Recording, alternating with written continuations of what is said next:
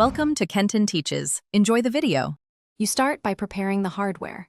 Identify the RJ45 port on your PC and the port on the router or switch, and confirm the cable category, Cat5e or Cat6 for required speed.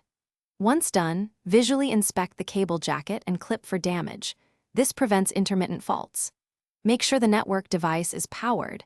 You do not normally need to fully power down a modern PC, but suspending heavy transfers is wise. These steps establish a reliable physical foundation before configuration. You now connect and configure the link. Insert the RJ45 connector into the PC and the other end into the router or switch until it clicks, ensuring solid contact. Next, open your operating system's network settings and enable the Ethernet adapter. Choose DHCP for automatic IP or set a static IP when required for special networks. Once configured, check the link lights on both ends and run a quick ping to the gateway. This confirms Layer 1 and Layer 3 connectivity. You finish by validating performance.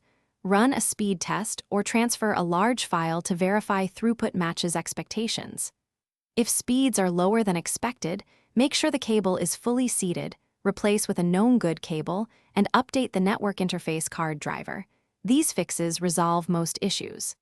If there is no link at all, try another port on the router and reboot the router. Swapping the cable or testing with a different device quickly isolates whether the fault is the cable, port, or PC. Thanks for watching. Please subscribe if this video was helpful.